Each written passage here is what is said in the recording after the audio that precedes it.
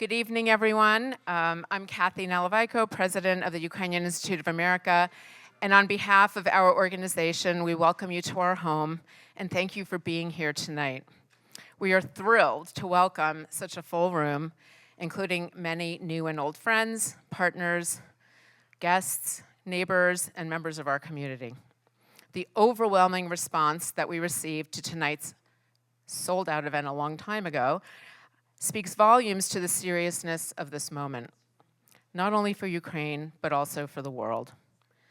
For nearly 80 years, the Ukrainian Institute of America has worked to keep Ukraine front and center on the global stage, not as a footnote and not as a borderland, but rather as a sovereign nation with its own millennia-old culture, distinct voice, and bright future. That mission has endured through decades when Ukraine was ignored, misunderstood, or deliberately erased. So our mission has never felt more urgent than it does today. At the Ukrainian Institute of America, we are committed to fostering cultural exchange, building bridges between communities, and championing the values that uphold strong civil societies. We know that human rights are not just an issue for one country or one region. Rather, they are central to global peace, security, democracy, and prosperity. Before we proceed, please join me in standing for a moment of silence to honor the multitude of Ukrainians who have lost their lives in their ongoing war against Russia for their right to freedom, democracy, and self-determination. Their continued sacrifice should strengthen our collective resolve to continue our global fight for justice and human dignity.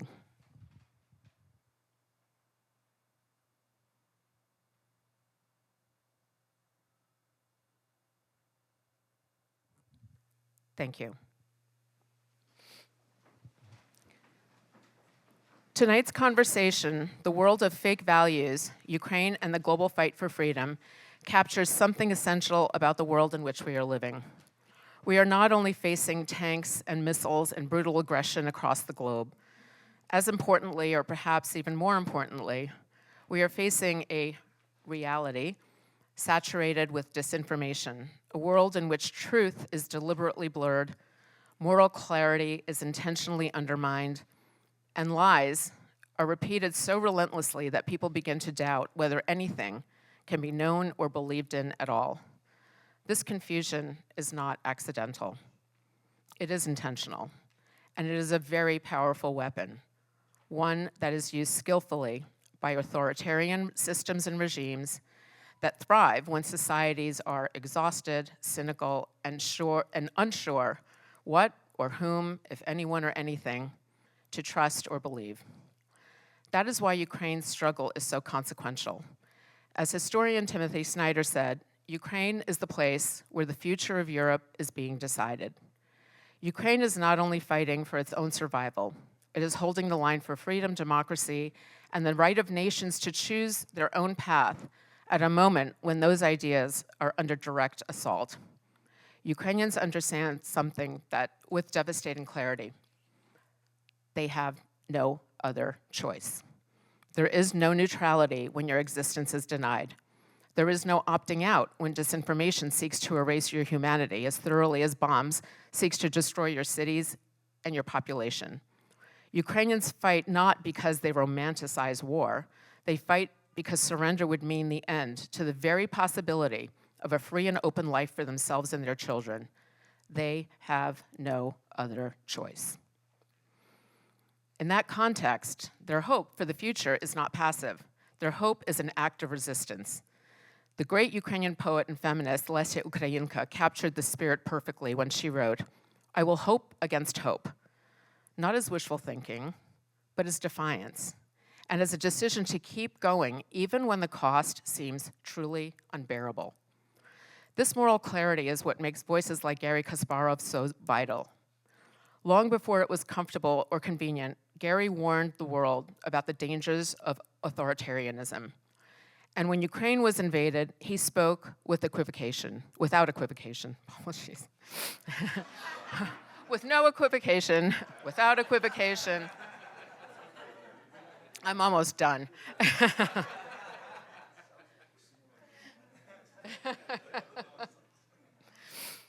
Yeah, it's time to pull her off the stage, right? It is Garry who said, and who continually reinforces, that Ukraine is fighting the war the free world hoped it would never have to fight.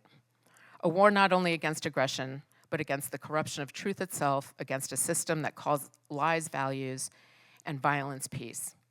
Garry's Renewed Democracy Initiative has translated conviction into action, from humanitarian aid for Ukraine to global networks of democratic resistance. At a time when too many have chosen silence out of fear of retribution, Garry has chosen boldness and clarity. That choice matters. It really matters. While this evening is about Ukraine, it is also broadly about truth, courage, and the refusal to accept a world where disinformation replaces reality and fear replaces principle. Thank you for being here. Thank you for standing with Ukraine, and thank you for insisting that values still mean something and that they can be defended. Before we move on, I'd like to address a few housekeeping matters. We are pleased to welcome members of the press this evening. In order to encourage a frank and open exchange, we ask that there be no live recordings or postings from the audience, and that any coverage by our media guests reflect the full context of the discussion rather than short excerpts or clips. The event is being recorded, and it will be available on our YouTube channel shortly. Also, kindly note that the Ukrainian Institute of America is a nonpartisan, nonprofit cultural institution, and we do not engage in political activities. As with all events, the views expressed by our guest speakers are solely their own and not necessarily reflective of those of the Institute. We are deeply grateful to journalist Bianna Golodryga for moderating tonight's conversation with the insight, seriousness, and integrity that she brings to all of her work. Bianna co-anchors CNN One World with Zane Asher. Prior to joining CNN, she served as co-anchor for CBS This Morning, for which she won an Emmy Award for Outstanding Morning Program. She began her career at CNBC and later held posts at ABC and NBC. Now we will watch a short video about Renewed Democracy Initiative, after which Bianna will take the stage to formally introduce our panelists and get the evening going. Thank you.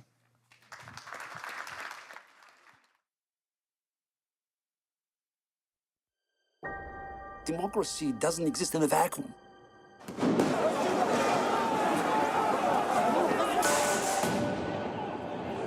U.S. democracy gives freedom, loving people all over the world hope. Being able to educate Americans about the importance of defending democracy, I think it's going to be the essential battlefront for the next 20 years. The idea that you can isolate your democracy and protect it while ignoring the rest of the world does not work these days. We have a breach of the Capitol.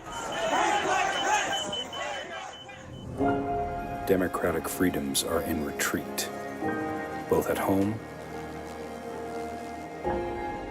and abroad.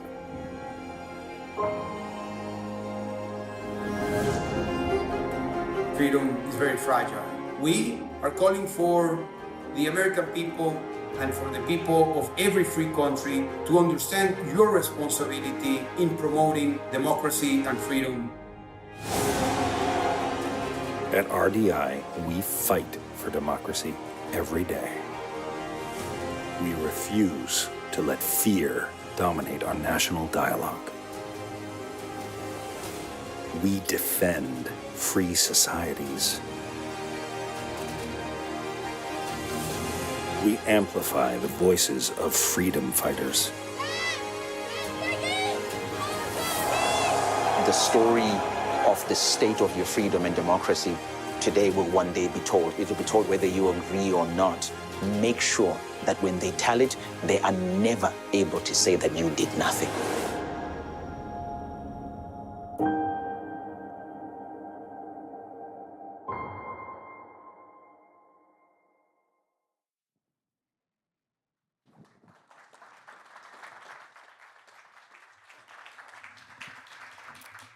I'm double mic'd, so hopefully you all can hear me all the way in the back. That was really powerful, and it's one of the reasons why anytime Garry and Uriel ask me to come speak, I say yes immediately. Hello, everyone. It is really good to see you. I'm Bianna Golodryga, I'm CNN News an anchor and global affairs analyst. I'm so excited to once again be here with Renew Democracy, and would like to thank the Ukrainian Institute of America for hosting us and for being such an important space for dialogue, culture, and engagement around Ukraine. It has been a couple of years since I was here last. Sadly, we were also talking about the unjust and illegal war on Ukraine back then. We're approaching year 4 now of Russia's larger scale invasion. For the conversation tonight, I am honored to welcome Garry Kasparov, who is the former world chess champion. I believe I learned tonight that you hold that record for 20 years, yes? He is the chairman and founder of the Renew Democracy Initiative, and he is recognized as one of the most prominent enemies of Putin and is a leading voice in the fight for freedom and human rights around the world and a strong supporter of Ukraine. Kasparov is the author of the 2015 book, Winter is Coming, Why Vladimir Putin and the Enemies of the Free World Must Be Stopped. And tonight, he is also excited to be announcing his new book, The World of Fake Values, which we will be discussing later in the program as well. I'd like to invite Garry to the stage for a moment or two. I'm going to introduce Uriel after that, and then we'll begin our conversation.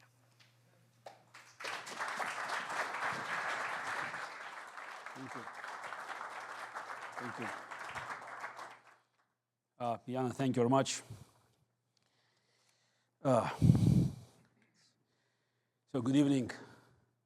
And I want to thank the Ukrainian Institute of America for being our gracious hosts and partners for this event. It's a very important event for me. And I want to speak with you tonight about the world of fake values. The world of fake values is the title of my new book. And it's the best description I have for a society that is too self-absorbed to defend its founding principles. It's a big picture look at the cauldron of different issues that have come together to produce the current dilemmas we face in democracy, diplomacy, and technology. What are fake values? Fake values are foolishness and short-sightedness masquerading as wisdom. Malice passed off as virtue. In essence, a scam. We are all raised on stories of good and evil. No one reads The Lord of the Rings and comes out thinking that the Fellowship should have negotiated terms with Sauron. Yet, in the real world, we hear the appeals to accommodate evil. I always remind people that meeting evil halfway, it's still victory for evil. In this sense, Ukraine has become a litmus test for fake values. In our stories, we like to imagine that we would render any aid to our heroes in order to help them fight evil. Yet in real life, when we demand that the United States and other democratic countries provide Ukraine with everything that it needs to win, academics, bureaucrats, and talking heads besiege us with buzzwords like escalation. There are fake theories spelled out in lengthy essays and press releases mean nothing in the face of real atrocities. In fantasy, we like to believe that we can tell you who is a good guy and who is a bad guy. Yet, in the real world, when we call to support Ukraine against the fascist Russian aggression, we hear mealy-mouthed excuses about NATO expansion. Imagine arguing that Tolkien heroes encroached too close to Mordor borders, and they forced the Dark Lord's hand. He had no other choice but to attack. Now, some may argue that reality demands complex moral choices that fiction does not. They are wrong. When a movie ends, the lights go up and the credits roll, and your opinion about the story has no real bearing on anyone. Reality, by contrast, means real consequences, and the worship of fake values can cost lives. It's a sad thing that real values are easier to spot in stories of make-believe. It was not always like this. In World War II, we could tell you who was on the right side and who was not. In the Cold War, President Reagan described the USSR as it deserves, an evil empire. But the fall of communism, the end of the Cold War, dulled our senses. Idle hands are devil's playthings, and without the specter of Soviet aggression, we, the free world, lapsed into intellectual indulgence. We overanalyzed. We became afraid to call a spade a spade. Moral relativism didn't defeat Nazism and communism. A steadfast belief in freedom did. We forgot that. America didn't put a man on the moon by avoiding risk. You accepted sacrifice and faced the challenge head on. As President Kennedy said, not because it's easy, but because it's hard. We forgot that too. Today, lost elections are stolen. Life-saving vaccines are poison. Free markets are evil, and communism is the wave of the future. Ukraine, a nation fighting for its survival, is smeared as a neo-Nazi regime. Yet, we struggle to fight back against lies because, above all, we became afraid of being right. We need to break out of this ideological confusion and return to the self-confidence that ushered in nearly a century of unprecedented peace, prosperity, and innovation in the democratic world. This is why I founded the Renew Democracy Initiative, to remind Americans that democracy needs a survival instinct. To what the United States, Ukraine, and other free countries have is worth cherishing and protecting. Through a program we call the Front Lines of Freedom, I and many other political dissidents meet with students, business leaders, and elected officials to share our stories and drive the point home. Our network includes over 100 democracy advocates from more than 40 different authoritarian countries because the cause of liberty is interconnected. What happens in Ukraine affects what happens in Taiwan, Iran, and Venezuela. You cannot isolate one from another. RDI is also setting the record straight in the information war, fighting back against tired talking points with a positive belief in freedom on our publication, The Next Move. But we don't just talk. We are walking the walk. As of 2026, RDI has provided over $15 million in humanitarian aid to frontline communities in Ukraine.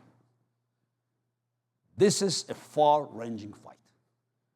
As I lay out in my book, it spans borders and industry, demanding bold action in diplomacy, security, and technological innovation. But returning to the path of real values starts in one place, Ukraine.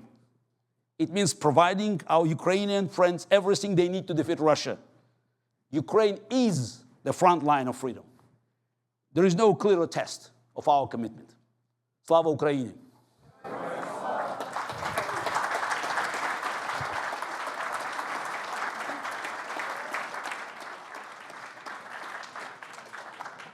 And that was just the beginning, a preview of what's to come for the next 30 minutes or so.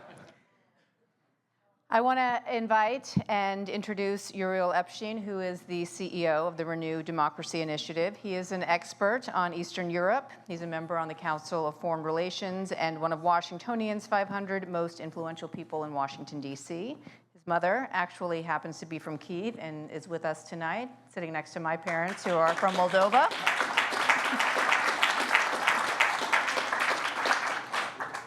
And then, of course, next to Dasha Kasparova, who is here, Gary's wife. Uriel is a regular guest on major Ukrainian television networks and has spearheaded RDI's efforts to deliver, as we heard from Gary, nearly $16 million in humanitarian aid to Ukraine. For his work, he has been recognized by the Diplomatic Academy of Ukraine and the city of Kharkiv.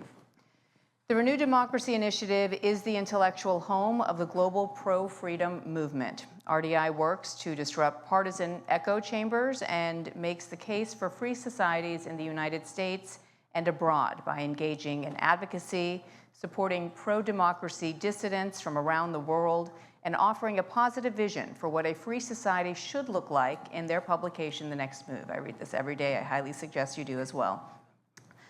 And I encourage you to subscribe to thenextmove.org. Tonight's discussion will focus on Ukraine and the broader challenge of defending freedom at home and abroad at a moment of mounting geopolitical threats, from a fractured transatlantic relationship to a resurgent global authoritarian axis. We are also very excited to offer a special sneak peek at Garry's new book, The World of Fake Values, which speaks directly to so many of those themes. For that, I'd like to now invite Uriel and Garry both to the stage. I'm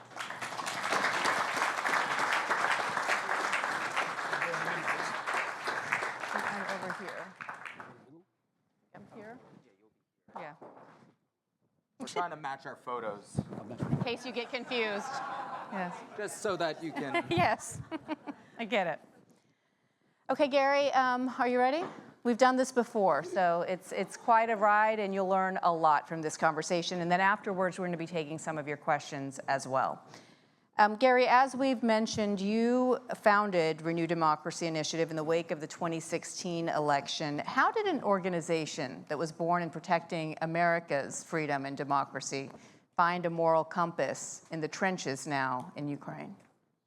It was a natural development, because the idea was to educate Americans about the dangers of the American democracy, because as I mentioned in my speech, developed democracies needs to recover the instinct of survival. You grew up in a free country, you don't feel any danger of losing it. And as Ronald Reagan once said, that democracy is never more than one generation away from extinction. And I saw the very dangerous trend of American politics being tribalized. It just was of extreme rising on both sides of the political spectrum. And that worried me. So the idea was to bring together people that could share the same values and are not prone to this poisonous influence of extremism. They're not, moving with the fashionable trends, but stand tall, defending these founding values of this great country. After a few, various attempts, we ended up with this concept of using dissidents like myself. It's helping people to escape from the echo chambers, because it's very important not just to have a right message, but also a right messenger. And the dissidents could go easily, quite easily, better than many American-born experts, through these the inner defenses of people that are just, they're scared to hear the opposite opinion. And if they have somebody coming, just fresh from political persecution in Africa, Asia, or Europe, or Latin America, they're willing to open up. And our signature program was called Frontlines of Freedom. And we just started it just a few months before the full-scale Russian invasion. And the first thing we did, when we saw the news, so it's just to connect the dots. It was very natural development, and many people that we worked with saw us as a good conduit of helping Ukraine. They knew just about our integrity, about our connections, and so very quickly we established ourselves as one of the very prominent players in this field. And as I said again on my short presentation, Ukraine is the litmus test. It's not just about protecting Ukraine against Russian aggression. It's not just about saving Ukrainian statehood and Ukrainian nation. It's about defending democracy worldwide. The outcome of the war in Ukraine will resonate everywhere, from Taiwan to Nicaragua, from Belarus to Zimbabwe. And it's very important that we all just, stand behind Ukraine, just doing whatever we can to make sure that, the advance of the forces of evil that they've been on steady advance for 20 years, now can be stopped.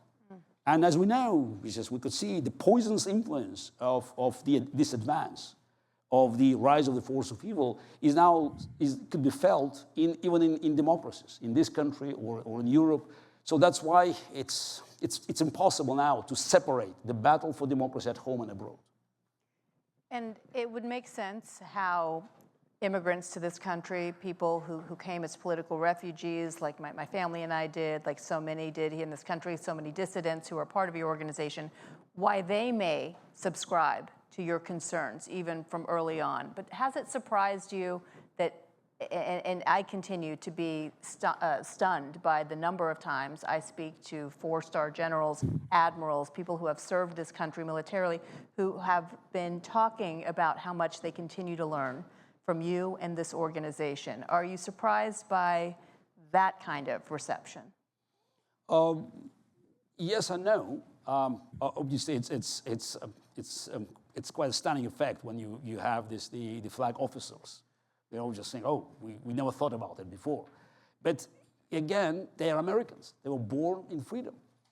And it's 250th anniversary just nearby of this great republic. And you have generations after generations of people that believed that any challenge to democracy would happen elsewhere. And that's what I could sense back in 2016, 2017. Because the rise of Donald Trump, which was not accidental, again, the book actually talks about it. It's also just refers to the podcast I did with The Atlantic, that's having 12 different guests, just ranging from the Admiral McCraven to Jake Sullivan to John Bolton and to many other people that were relevant just to explain why this was not accidental. It's amazing that the modern world, just offers so many varieties of ideas, and it's easy to get lost. So what I'm just trying to accomplish is to bring this together, is to recognize that it's all interconnected. It's not just global fight for democracy, but also all other layers that we're dealing with. We have to, I don't know whether we should give credit to Donald Trump, but basically he benefited. No, but it's credit in terms that he illustrated that it's a world of fake values. So otherwise he would not have won once and twice. So it's amazing that we needed, just Trump's victory in 2016 and his return to actually realize that something is wrong in the Kingdom of Denmark. Yeah.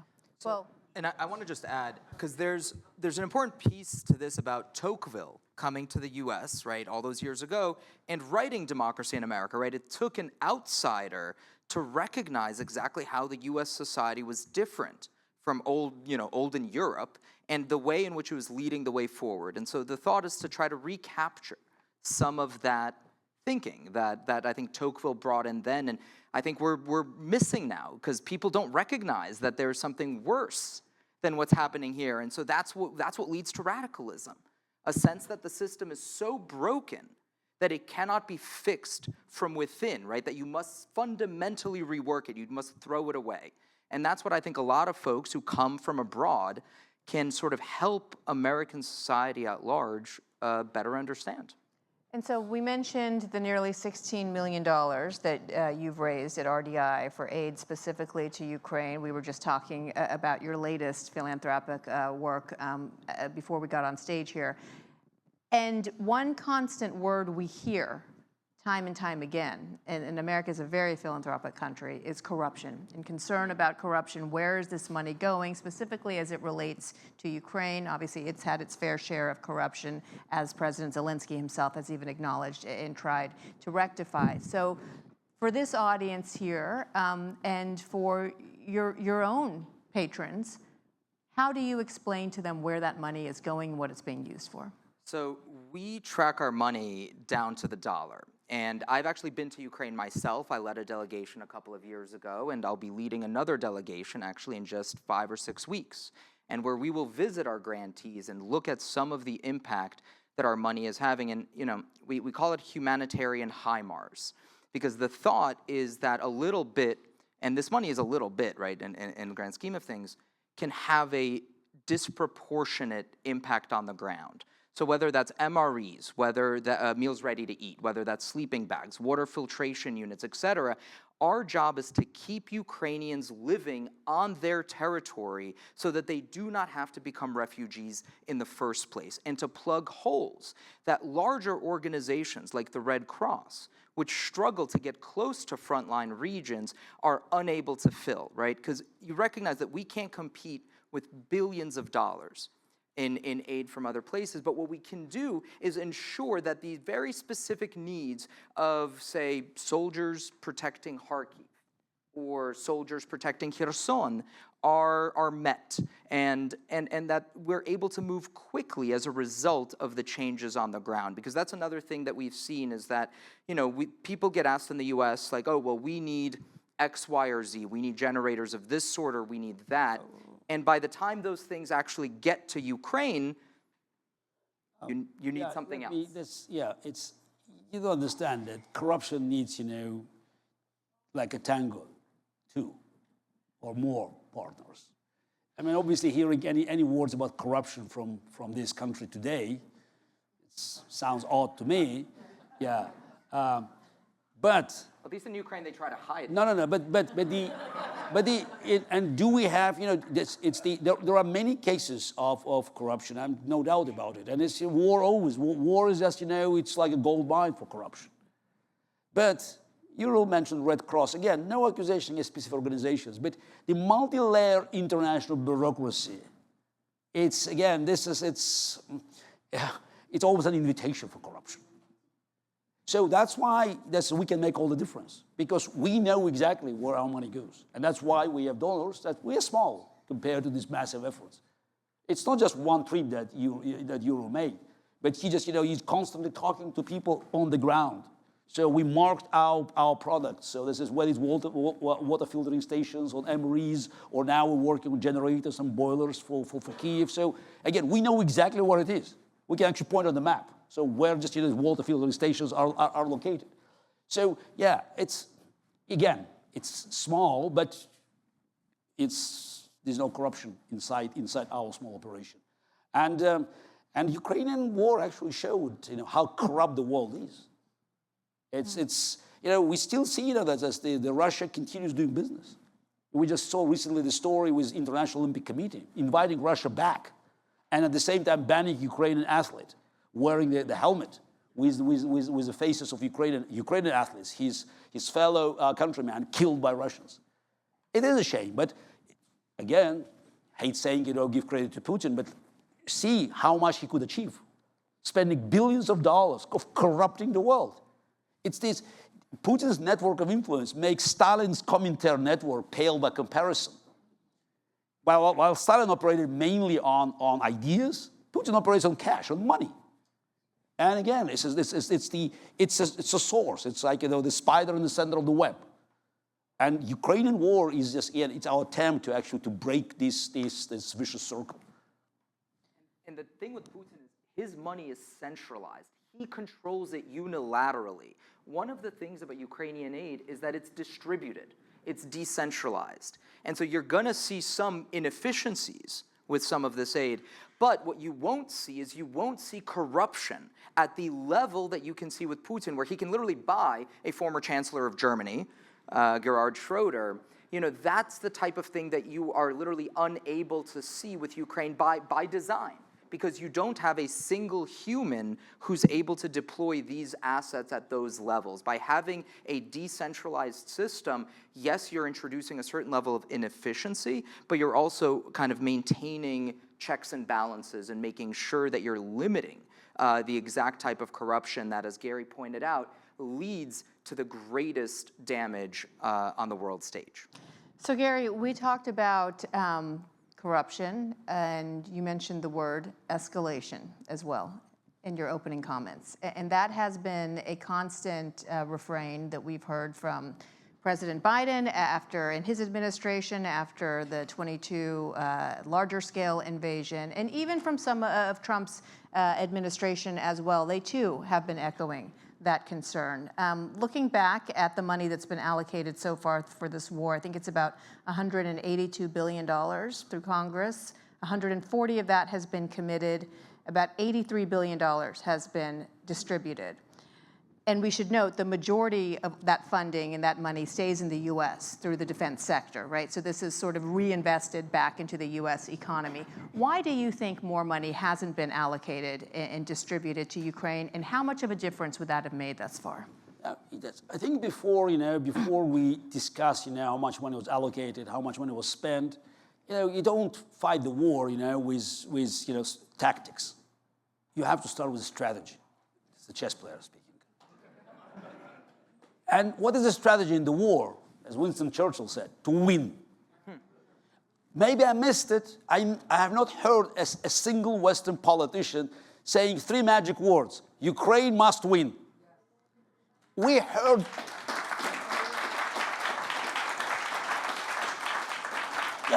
we heard so many words, like, oh, we will stand with Ukraine as long as it takes. Takes what?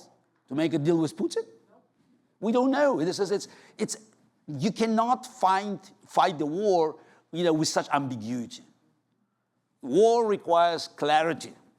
And the moment you say Ukraine must win, you start allocating money for Ukraine to win.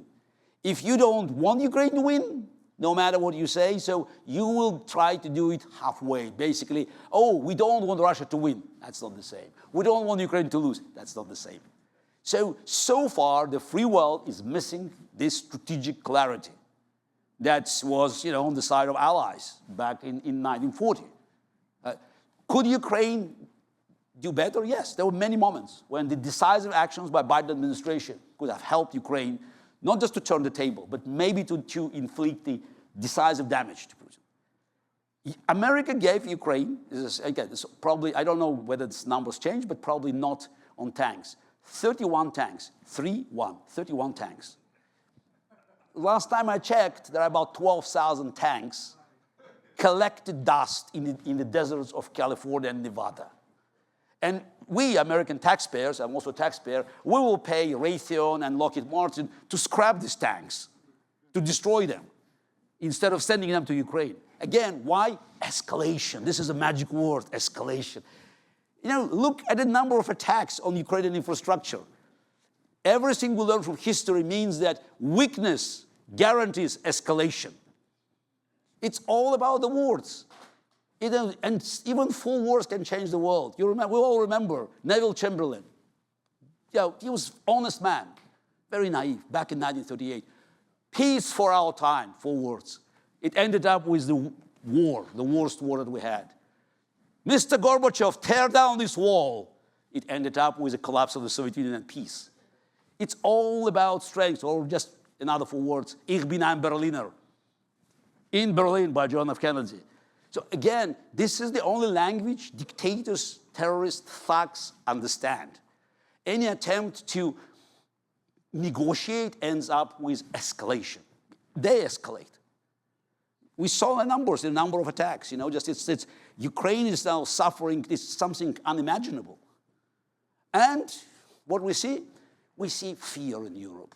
Europe is changing slowly. It's moving in the right direction, but with the pace of a turtle. Good, it's the right direction, but turtle. And Ukraine is just it's receiving this is the wrath of the crazy dictator. Can it be stopped? Absolutely.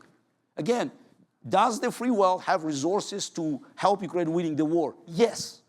It's not about us lacking financial, economic, or military might. What we're missing?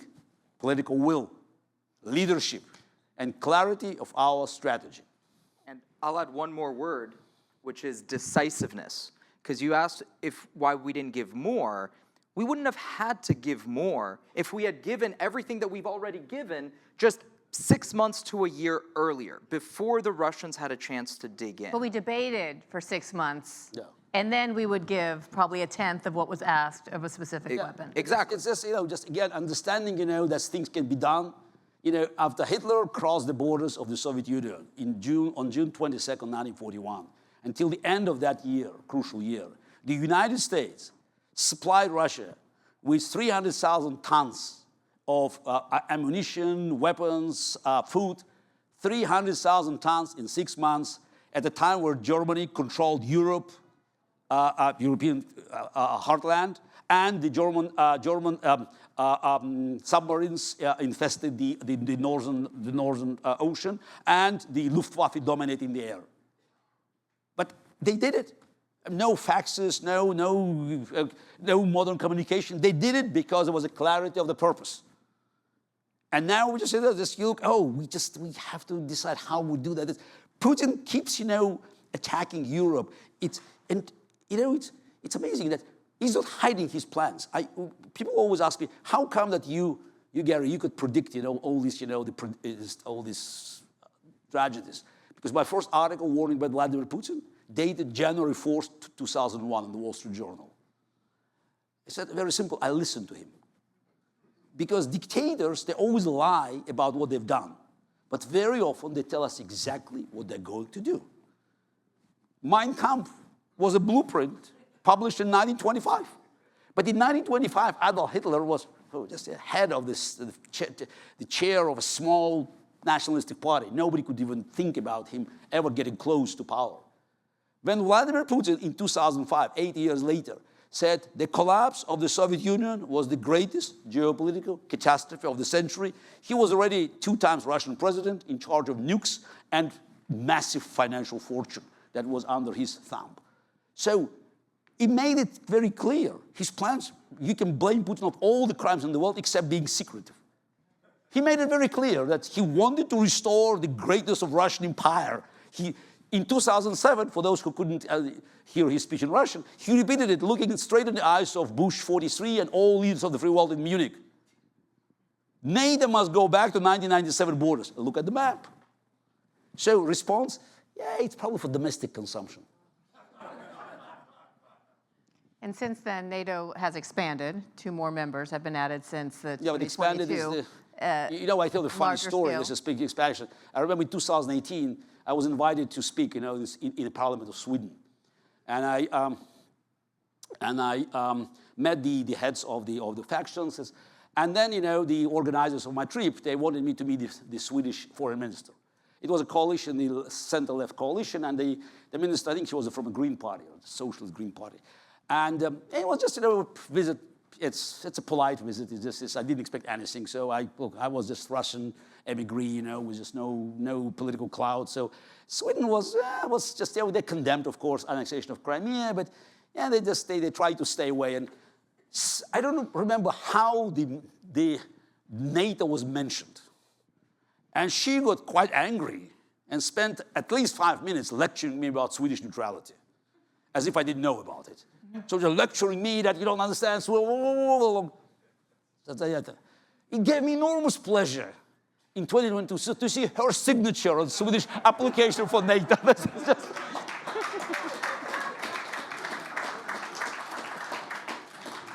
You mentioned President Biden, who said at one point that the United States will stand with Ukraine as long as it takes. We now see President Trump, who, while he was campaigning for a second term, said that the war would end on day 1 of his presidency. Now he says he was joking.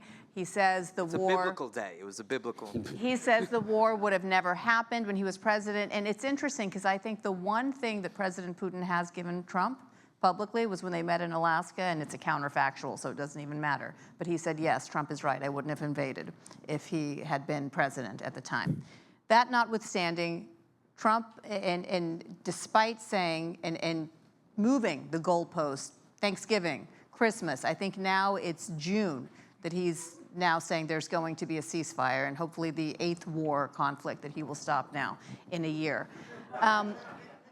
What do you make of the parameters of the so-called ceasefire deal, a freeze, a demilitarization zone, and who stands to benefit from that more? Because it does seem that Trump only cares right now about taking this subject off the table and saying that, like Gaza, this just comes to an end, and it's something that he's not talking about on a daily basis.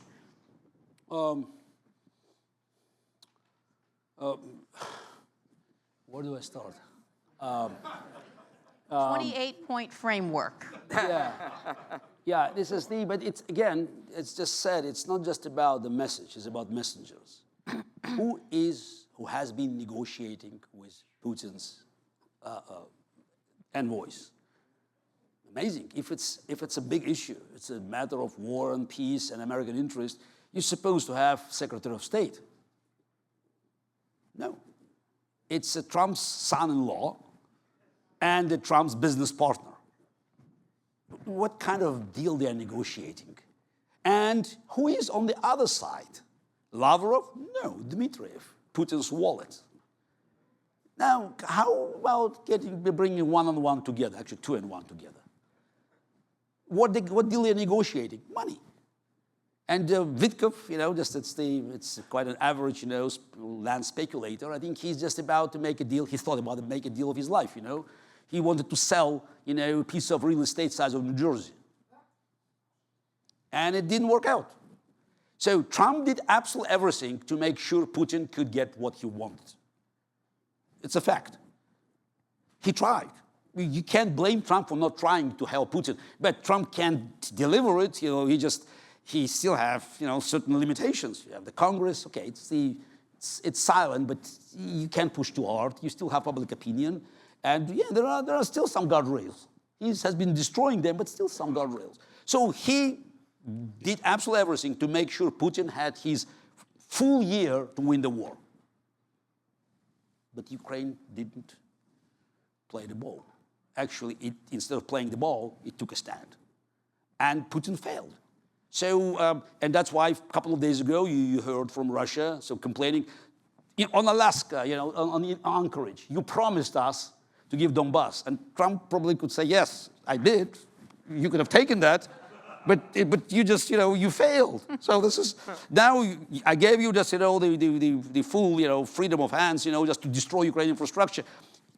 Freeze them, do Holodomor, do whatever, win the war. Putin failed. I mean, it's very clear that, just Trump could have ended the war in one day if he wanted. Because it's at the end of the day, it's not rocket science. Actually, it's about rocket science. Actually, it's about rockets. So how many tomahawks it will take to destroy Crimean Bridge? I don't know, but you can do it, I guess. Probably just, 4 years is a long time. And, it's the amount of weapons that could be provided by America and also by Germany. The moment you give tomahawks, you have German towers. So the same way as you had Abrams tanks and then you had Leopards, German Leopards, joining Ukrainian army. So it's about strategic clarity. I mean, Trump has only, just basically two criteria. It's monetization and glorification. Nothing to do with Russia, Ukraine, or America. So that's why, again, I'm very skeptical about any talks about the war ending in March, April, June. Because at the end of the day, if you want to end the war, and by the way, about war has started not 4 years ago, but 13 years ago. We all know that. So 12, yes? 12, sorry, it's the, on February 2014, 12 years ago. So that's why talking about Putin not invading, he already invaded Ukraine. And by the way, the war never stopped while Trump was in the office. And did Trump, he gave a little bit of weapon to Ukraine, but he did absolutely nothing to prepare Ukraine for massive invasion. Why Putin didn't invade Ukraine while Trump was in office? Because he expected, and maybe he would never invade it because he expected Trump to deliver Ukraine to him. So that's, again, I'm speculating, of course. So if you want to end the war or even to have a ceasefire, you have to look at the positions of both sides. Vladimir Putin made it absolutely clear that the goal in this war to destroy Ukrainian statehood. It's not I'm telling you, I'm simply translating from Russian to English. He has been repeating it. His propaganda is actually getting more and more aggressive, repeating it. He doesn't believe Ukraine exists on the map. He doesn't believe there's a Ukrainian nation. That's him. It's not, I'm not inventing that. Listen to him. And also, the war, according to Russian propaganda, again, I'm simply, just translating the message. It's not against Ukraine only. It's a war against the free world, against the world order that's based on liberal values. He wants to go back to the era when might was right. And when people say, oh, if we push too hard, it might be World War III. You may, be scared of World War III. Vladimir Putin, according to him, has been fighting World War IV. No, because in his historical perspectives, the way it's Russian propaganda is presenting, World War III was a Cold War that Russian Empire lost. Now he's trying to take revenge. Again, this is his vision of the world. We have to just recognize that it's not a war that can be analyzed and judged by our standards. Oh, Putin lost 1.2 million soldiers, casualties. He doesn't care. Oh, it's bad for him. No, it's bad for any president here. I mean, or any prime minister in Europe. America lost, 55, 56,000 dead in Vietnam. That led to massive changes. Putin doesn't care. He still has resources. He still has, cannon fodder to throw to the front line. So he has a very different set of values, if you may call it values. So that may force his hand. And there's no way that he can end the war because the war has become an oxygen for Putin's regime. Well, the war it's existential. It's absolutely essential. It's absolutely essential. Everything, just in Russia, from the top of the government to kindergarten, it's about war. So war is just not propaganda. War is a way of life. That's it. That's, again, like it or not, it's a fact. I'm not happy to tell you that, but I'm used to be very objective in analyzing the situation. And also, we can end the war. You have more than 1 million Russian soldiers on the front line. Many of them, according to Russian Telegram channels, it's not me, they are drug users, they are maybe sadists, they just used to kill, they have no allergy for blood. Vladimir Putin will never let them go back to Russia. You can't, it's too risky. Because even tens of thousands of those who retire, they already cause massive problems for Russian civil infrastructure. You see the rise of the crime, so they're crazy. But 10, 20, 30, 50,000, 1 million? How long will it take for new Prigozhin to emerge? And one thing Putin knows is how to stay in power. He has great animal instincts. He's in power for 25 years. So it's not accidental. So that's why he will continue the war. Pause in Ukraine means he'll attack the Baltics. He's already testing the defense. So everyone understands now in Europe that if Putin wants, he can paralyze airspace in Europe in 24 hours. They already did it for a few major airports. So Putin is ready to strike, and Europe knows that. And basically what we're saying is there's the collapse of all the institutions. Because how can you blame Spain or Portugal that they didn't care about Ukraine? So that's why when you say NATO or European Union, but Poland and Finland have very different view of the situation for obvious reasons, geography and history and genetic memories. So it's, again, Putin and Trump, they just help us to understand that the old world, the world that we used to rely on, actually it's a world of fake values. And so when we saw what happened, I'm not going to get into Greenland, but when we saw even the discussions, the tension that's been mounting now in Davos recently, just last month, and then culminating in the speech from Prime Minister Carney saying this is a rupture of the world order as we know it, Europe seemed to take a position of go it alone. We can help Ukraine regardless of what the United States ultimately does. And it was President Zelensky that reminded the Europeans how much they need the United States. So where does that leave things? You said Europe a few times. What is Europe? Tell me. So Europe doesn't act in concert. So you have big debates. The most vivid illustration of European failure to act was the meeting last December when they tried to confiscate Russian frozen funds. I mean, it's $195 billion roughly sitting in Belgium, in an organization called Euroclear. Okay, nearly 200 billion. So this is actually money is spread around. So it's probably nearly 300 in total, but there's one place. You don't have to go just around. It's one place with nearly $200 billion just in one spot. And they failed. Yeah, it's easy to blame the Belgian prime minister, so just, who asked for guarantees. But actually, he has a very powerful backer, President of France, Macron, because France also keeps 18 billion euros of Russian money in French private banks. And we're talking about state money. This is this Russian money that belongs to Russian state. So, and that's a problem. Europe doesn't want, I mean, this when you talk collective Europe, doesn't want to believe it's at war with Russia. So that's a problem. It says Putin is at war, but they said, no, no, we're not at war. We have to think about our financial stability.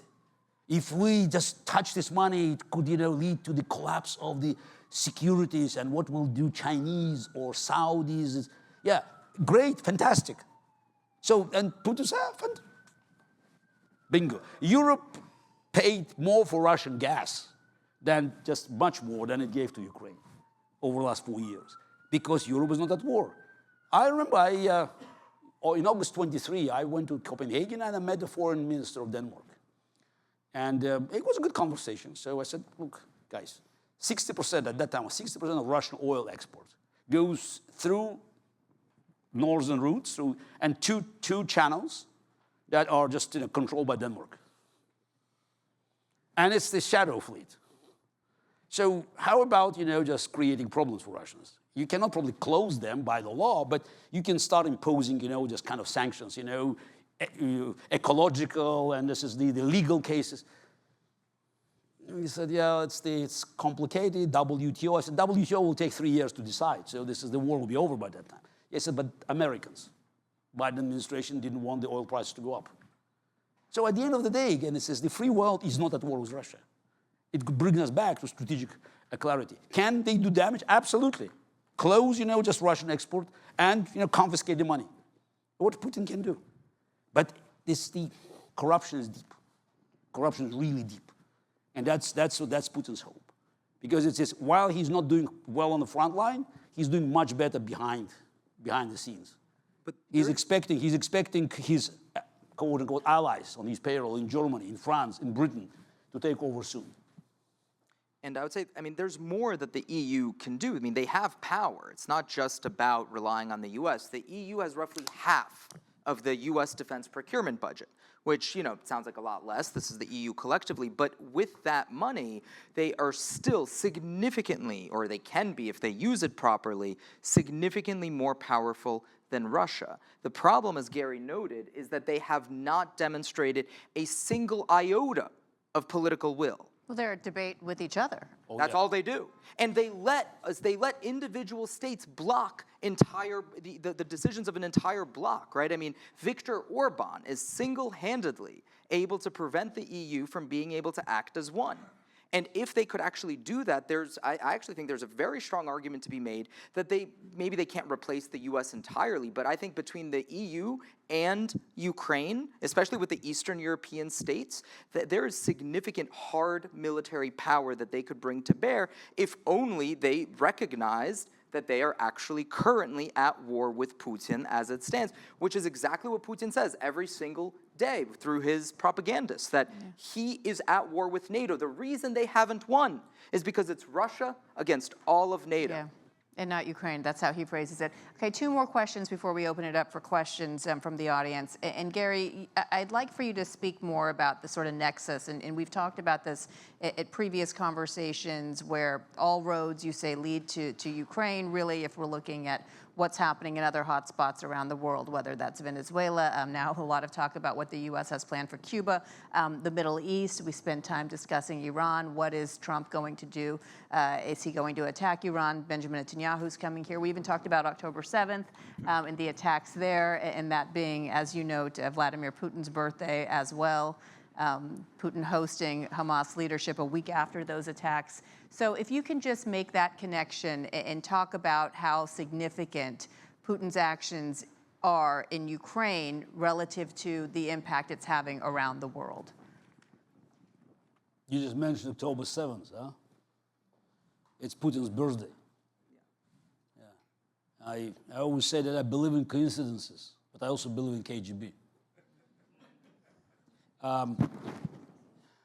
When I look at all these, tunnels dug by Hamas, dozens, probably hundreds of miles, quite sophisticated tunnels. That's not, simple for smuggling. It's more like a subway stations.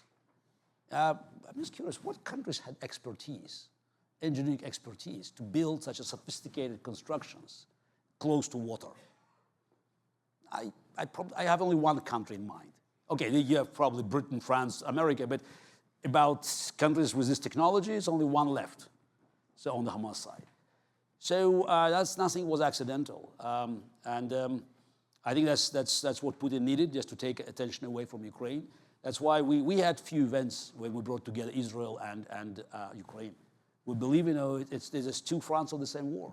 It's a war of freedom against tyranny, against forces of evil. But we have to say that Putin and Iranians and others, Qataris, they did a very good job by poisoning the minds of millions of people, by just, muddying the minds and just creating this as the other images. So very important to stay focused.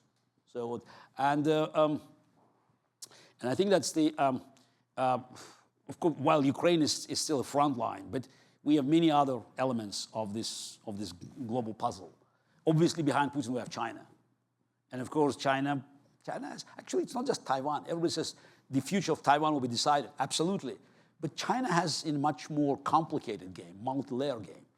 Few people just recognize that China has the largest territorial claim to Russia, based on historical injustice caused by Russian imperial aggression back in the 19th century.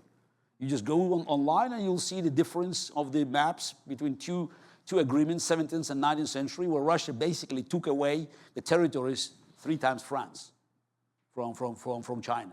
And China remembers that. There's no more Vladivostok on Chinese maps, it's Hai-Shewei. You have first time since 1860 Chinese custom operating there. And no doubt that Xi Jinping, while he keeps an eye on Taiwan, but look at all these territories, almost depopulated. Because Putin doesn't take recruits from Moscow, St. Petersburg. He goes for Russian heartland, for just, remote regions.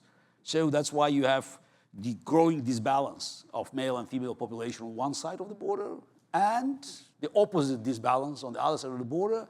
Plus, we don't know how many Chinese people are already there. I remember when we traveled with my wife 20 years ago, just from Vladivostok to Irkutsk, just, to get acquainted with our country. We heard, very sad jokes there, saying Chinese kept crossing our borders in small groups, 100,000 each. That was back 20 years ago. So Russia is being used, actually, by China as a spearhead just to advance its agenda. But again, we need people to strategize, and we don't have them. I just finished reading the great book on Zbigniew Brzezinski. And I'm not a big fan of Kissinger, but you remember, you had a country where you have National Security Advisor, Kissinger and Brzezinski. By the way, both immigrants. And look at people that are running this country now. So it's a quality of people. Again, people say, oh, it's about elections because you elect you elect such presidents and they pick up this, very shallow men and women just to serve them. But at the end of the day, it's again, it brings us back to the fake values. It's about, recovering our belief in the great founding values. So, because that's what made America great. That's what made, America and the free world to win the Cold War. It's not just American weapons and technology. It's a belief of millions of people on the other side of the Iron Curtain, like myself, that looked at America as a shining city on a hill, a beacon of freedom, the guardian of global democracy. And Bianna just mentioned Greenland. I mean, the damage made by this administration, and the previous one as well, to American reputation, it will take generations to repair. Well, we can always cheer for our Olympic athletes who are shining, wearing losers. Team USA. We heard it, yes. So final question, I do want to ask you about your new book, The World of Fake Values. What can we expect in it, and why did you write this now? It's a new experience for me because it's self-publishing, and it's after long bickering with the publishers. So because it includes many components. So it's the idea of the book, started 15 years ago. I explained it there. It's an attempt to actually look at the big picture and to understand how it works. When you look at technology and social changes in the society. So why we're here, and also there's one major challenge for anybody who wants to publish the book. You submit the book, say in March. And at best, it will be published next January. That doesn't work this way.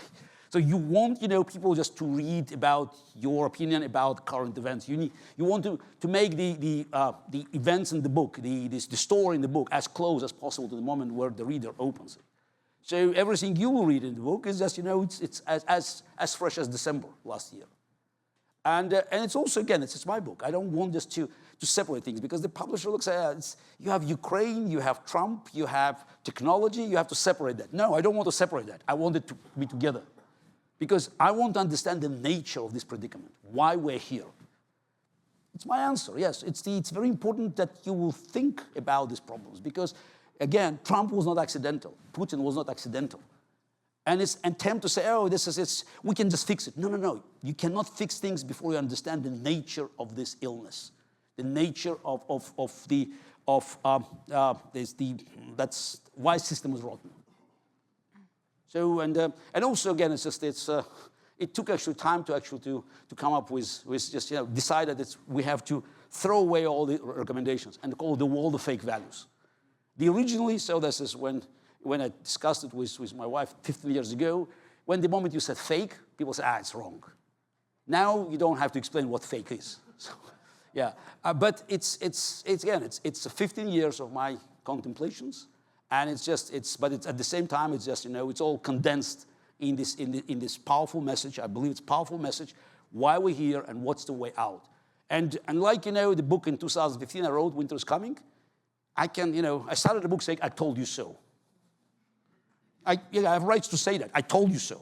But I don't need, just to repeat it. I want you to listen to what I'm saying now, because I was right. It didn't make me feel happy. So just being right on virtually every turn on the modern history. But right now, let's, look at everybody's record.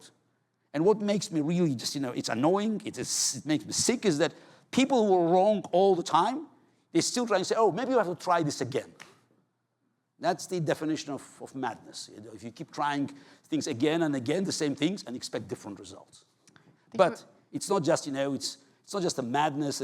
We can laugh, but Ukrainians paying in blood every day for unwillingness of this political class here and across the Atlantic to recognize that they were wrong and start looking for real solutions and for strategic clarity. Before we turn to Lydia quickly, I did want to ask you to tell our viewers and our audience, because viewers, okay, occupational hazard. What you told me the last time we spoke about the strains that Putin and his economy are indeed facing right now, because 4 years in, they are hurting too. The one industry and sector I don't think that he cut. In fact, I think he actually increased spending. Propaganda. So when you look at Russian budget, okay, at least what you can see there, so that they publish, they may even do some cuts, on the military side, but not on propaganda. It's one element of Putin's budget that keeps increasing, because this is the war that what he does much better than on the battlefield, and it's both domestic and foreign. So that's what helped him to stay afloat, and that's what he believes could be his most powerful weapon to turn the table around and still be victorious despite his miserable performance on the battleground. He doubled, or I think quadrupled, actually, the salaries of all of his propagandists and anchors. So I don't know if that's something CNN is considering doing. But in Russia, it was quite effective. Too soon. Okay, Lydia, some questions? So I'm going to take this mic down. I don't want to share the stage with our special guests, but we believe in democracy, but we can't really have questions from the floor. I know so many of you want to ask questions, so we have collected some and we've compiled them a bit. So if I may, I had 5 questions, but I think I'll consolidate a bit further. I know that we're over the time that we were allotted to our program. I hope that's fine with all the rest of you. No, it's fabulous.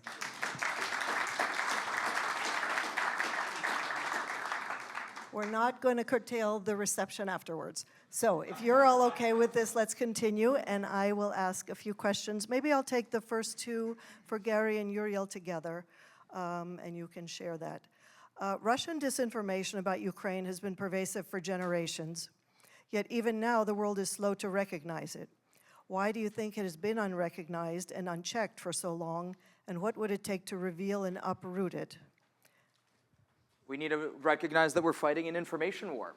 and we need to recognize that we're actually fighting an information war, and I think that it's pretty clear that we haven't. I mean, we just literally got rid of America's only information organ, only information agency, the Voice of America, and Radio Free Europe.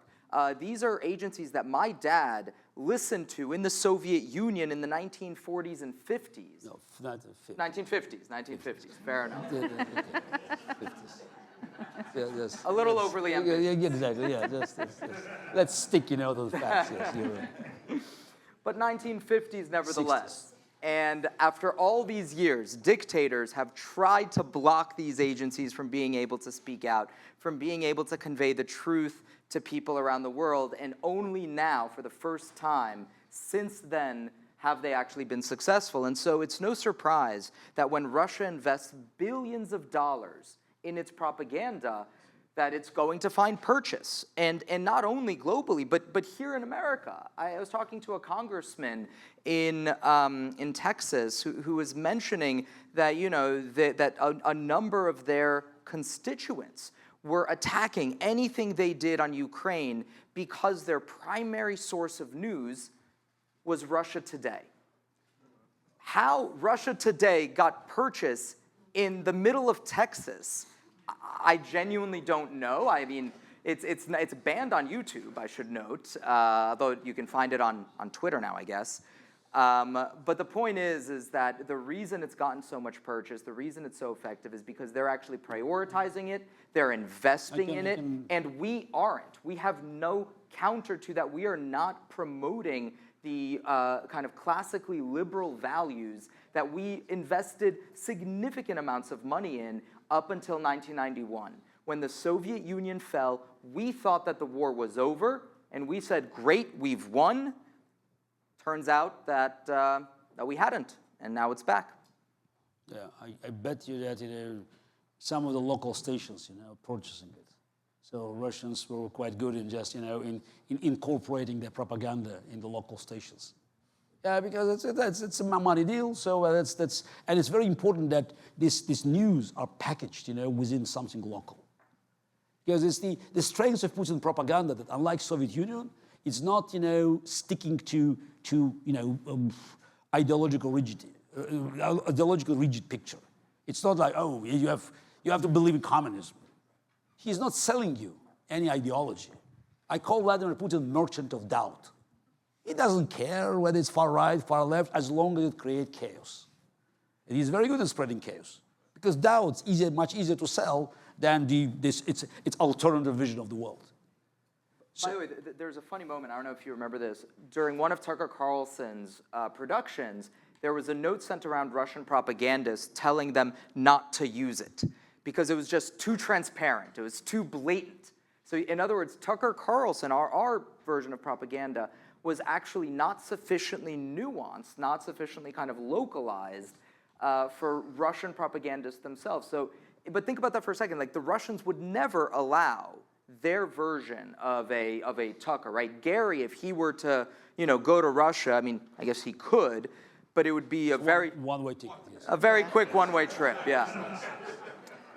Yeah. He does love a Russian supermarket, though. I do have to say that. Tucker Carlson. Yeah. Tucker. Not Gary. Yeah. So, following on a little bit on that thought, around the world we see a growing attraction to strongman politics. In your view, what are democracies failing to offer that makes autocracy appear efficient and desirable? A vision. Yeah. Something positive, something to fight for. I think there's this obsession of negativity, of being reactionary, of being reactive, including among the good guys. But in truth, people ultimately need something not just to fight against, but to strive for. And again, that was something I think we had very effectively prior to the end of the Cold War. And since then, we have failed to teach our students that. And now is the result, because you're seeing these folks who have come of age since the fall of the USSR, and now these people are increasingly in positions of power, and they never learned the value of American democracy, of the American Republic, and what the alternative is.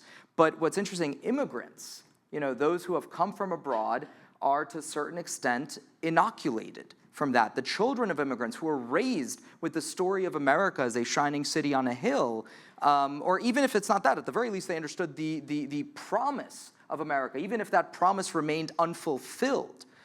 That is something that today is, generally speaking, missing. And not only is it missing, but it's under assault from extremes on both left and right, where you say either that we are irreparably evil, or, we're perfect and we have never done any wrong and we can do no wrong. And in fact, all these liberal values of debate and disagreement and discussion are overrated and not all that important. And so that's what happens when society is torn apart by extremes on either side.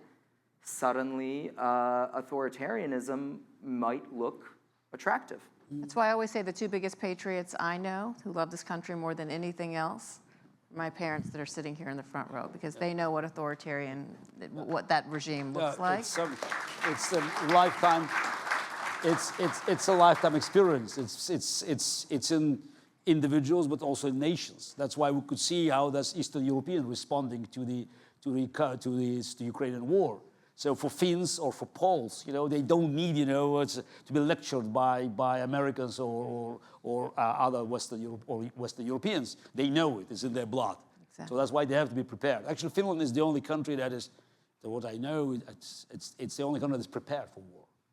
Which is funny if you remember the word, the Finlandization of something, right? It was meant to be neutral. But they're ready now. This is it. Now, I'm perfectly game for the Finlandization of anything, really. Yeah. So it's a compliment. This is a compliment. A couple more if we can. A number of our guests had a question for Garry. How would you describe the current state of Russian civil society in relation to the war in Ukraine, particularly the balance between fear, resignation, and moral responsibility? Is there anything the international community can do to ignite resistance in light of the danger of speaking out?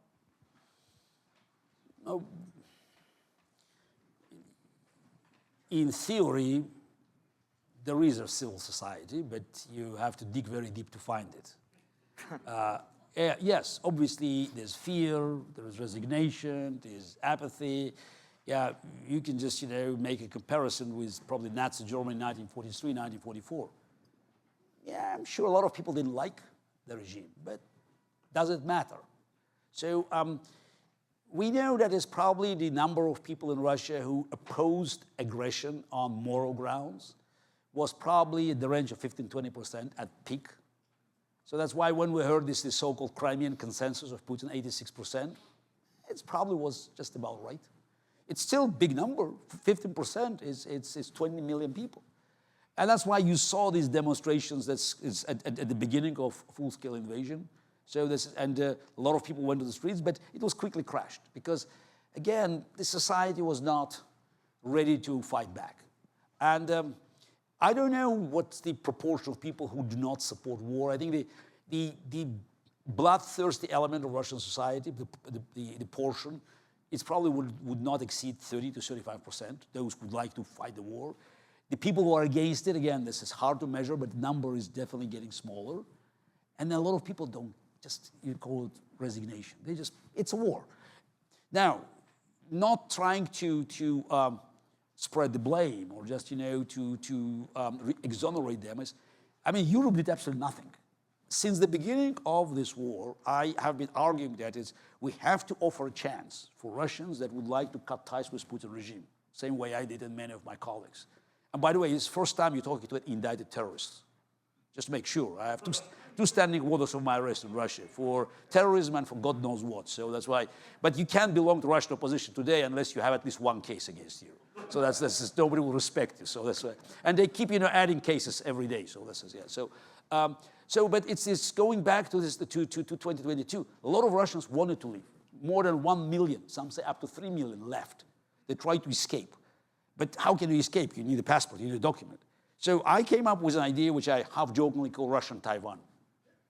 I said, why don't we try to offer Russians who would like to leave Russia a chance? All they have to do is a signed declaration that states mainly 3 things. The war is criminal, regime is illegitimate, Crimea is Ukraine. So that's like a test, because the moment you sign it, you're a criminal in Russia. You cannot go back. That's automatically, because each of these Each of these statements is a crime by Putin's law. So yes, might be infiltration, but let's start working, because what kind of people can sign this declaration? Mostly they're intelligent people, people that are working in Putin's war machine. You know, Putin may have unlimited resources for the front line, but he doesn't have the same brain resources. Brain drain could be damaging. Maybe if you can take away 500,000 people who do finance, who do engineering, who do computers, maybe it will have an effect. But that's called strategy. I talked to my friends in Europe and America. They said, it's complicated. I said, guys, if in 1942 somebody could have told you, issue visa to German engineers, oh, we have done it in a heartbeat. What's the difference? Start, thinking about strategy. Just deny Putin his ability. Yeah, again, I'm not exonerating people who are making now missiles and drones, but did we offer them a chance? Again, I don't know how many of them would take the chance, because obviously that's that's feelings being hardened. The war goes on, and trust me, you spend a couple of days listening to Russian propaganda, it's hard to resist. So it hits you. That's like a hammer. So it's, even for me, I just feel, because it's the moment you say, oh, even if 1% is true, it's bad. No, it's 100% lie. But you say, oh, it's so. What I know is that if Russian history is any guide, the only way to eradicate what I call the imperial virus that is still sitting deep in the minds of millions and millions and millions of Russians is to offer them a shock. And the only way for Russia to have a chance to recover and just to move to the family of civilized nations is to have this shock and to eradicate imperial virus. And it can be achieved only by people seeing Ukrainian flag raised in Sevastopol. That's the way. There's no other way. People say, oh, it's not going to happen. Yes, then you have this empire. It's a rotten empire, it's like a zombie, but it still can kill. So that's, again, you should recognize that there's no other way. You cannot repair it. And Russian history, by the way, gives you a clear indication. Every time Russia had a geopolitical catastrophe and a lost war, whether it was Crimean War, middle 19th century, Russo-Japanese War, World War I, Cold War, it led to changes, even revolutions. Nothing short of that can change things in Russia. So this is hoping that things miraculously will change. No. They need a shock. And Ukrainian victory is the only way forward. And that's why on the banner of Forum of Free Russia that I created, actually at almost the same time as RDI, it says, victory for Ukraine, freedom for Russia, in that order.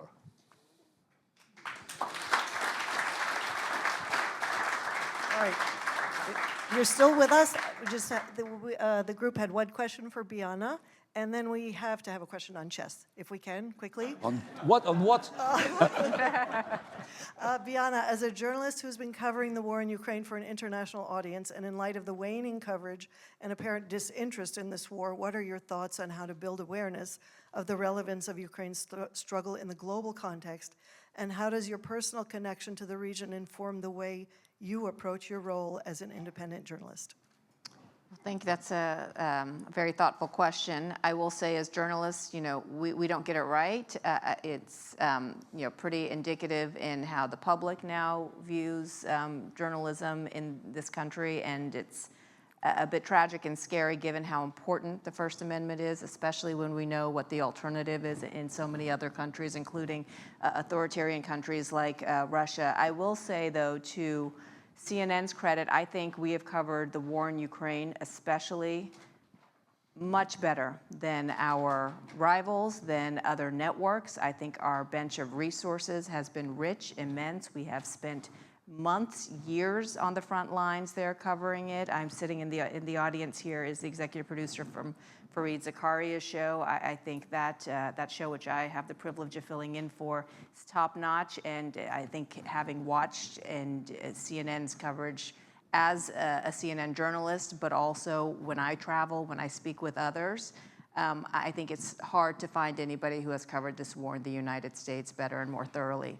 than CNN has. So.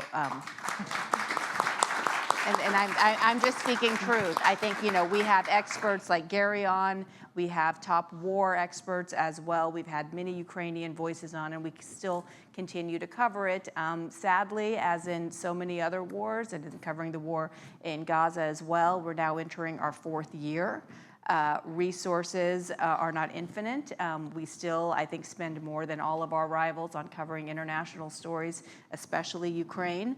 And there's a lot of other news happening in the world as well. So again, no one's perfect. There's always room for improvement, but I have very few critiques on how CNN has covered this war in particular. And for me personally, coming from Moldova, moving to this country as a political refugee, hearing from my parents who left everything behind and came here with $70 each, $75 a piece.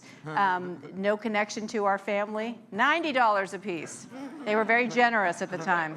And told that our feet will never touch Soviet soil again at the age of 25 and 30, and still giving everything up for a life of freedom in the United States. To hear them tell me the day after that invasion, larger scale in 2022, that things were bad in the Soviet Union, but never that bad. I think that speaks volumes, and that's always in the back of my mind.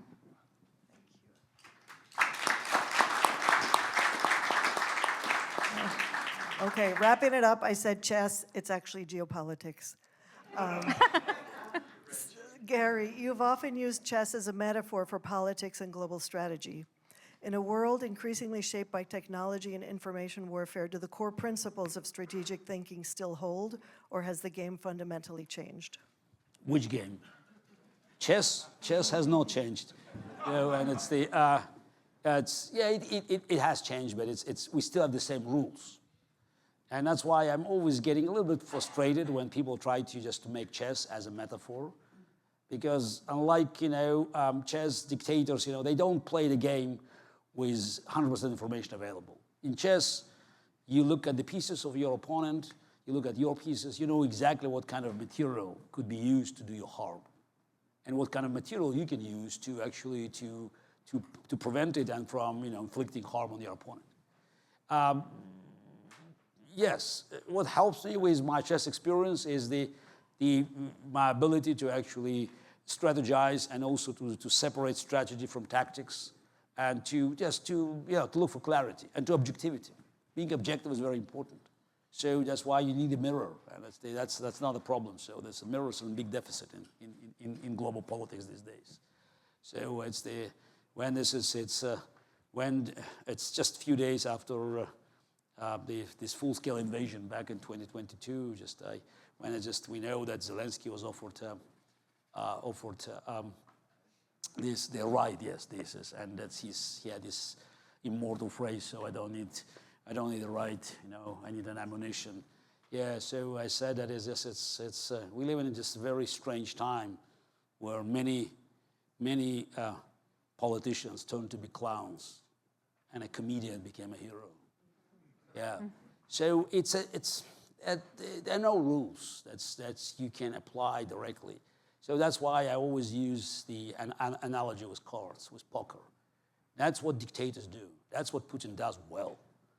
Because in poker, you can win by having a weak hand. But if you bluff, and if you can raise stakes, and especially if you can read your opponents. And again, give him credit. Since Bush 41, and by the way, he became president of Russia when Clinton was president. Clinton, Bush 43, Obama, Trump, Biden, Obama, he's still there. And he knows how to read them.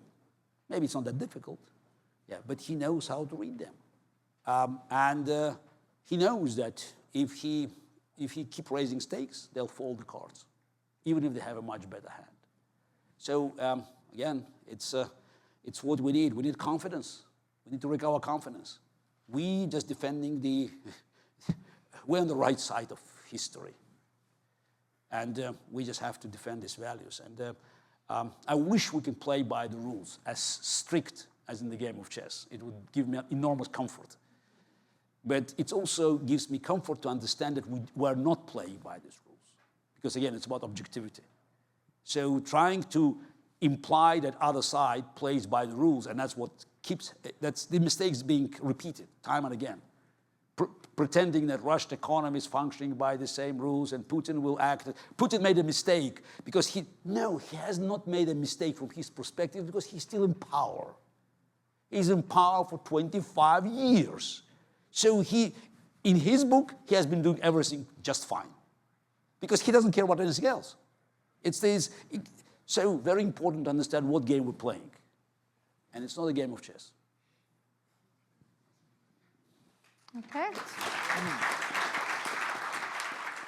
All right, so I'll try to keep this very brief. I know we've run very, very much over. I do very much want to, again, thank the Ukrainian Institute for hosting us. Lydia and Kathy, thank you guys very much. This is incredible.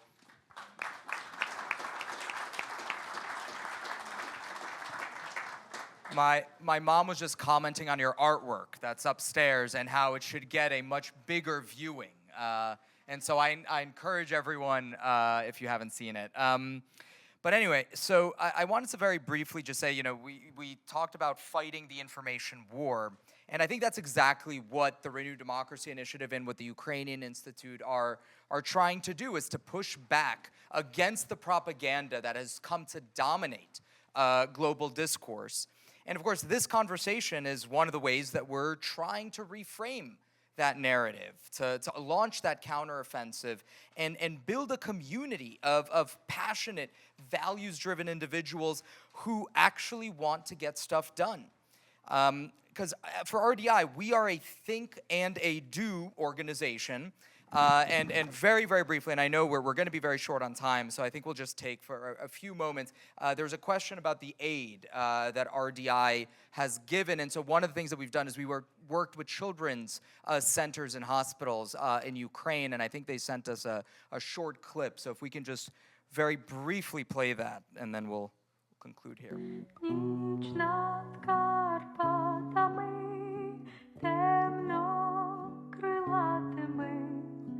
Шовками тихо зліта, серце залюблене, в мріях загублене, жде чогось, кличе й пита. Чому, коли заснули сині гори,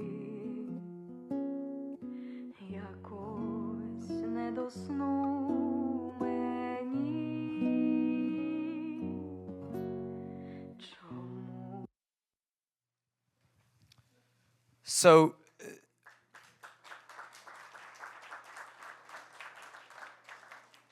that's just meant to show that it's important to match your rhetoric with action. And so obviously that's what we're trying to do in Ukraine. That's what we're doing, I think, around the world. And it's important as part of that to not just act, right? It's the action itself alongside the narrative building together is what will actually move the needle. And so to win the narrative war, as we've discussed, we have to not only convey what we're fighting against, but what we're fighting for. And so that's why one of the core elements that we are so focused on is offering that positive vision for what a free society should look like. And so at this point, I shouldn't just conclude by saying that if you were so moved to invest, whether in the Renew Democracy Initiative or in the Ukrainian Institute, that would allow us to provide additional support to Ukraine, as well as to empower the forces of freedom at home, to build a more powerful online megaphone to compete with the likes of Tucker Carlson and the loudest voices on either side, to expand our on-campus programs to empower students to effectively defend American democracy without succumbing to radicalism, and of course, and perhaps most importantly, to host more events like this one, to grow a community so that when any of us hear people say extreme things, we don't feel like we're the crazy ones. So with that, I want to thank you all for joining us. It's been wonderful. I look forward to speaking with you at the reception.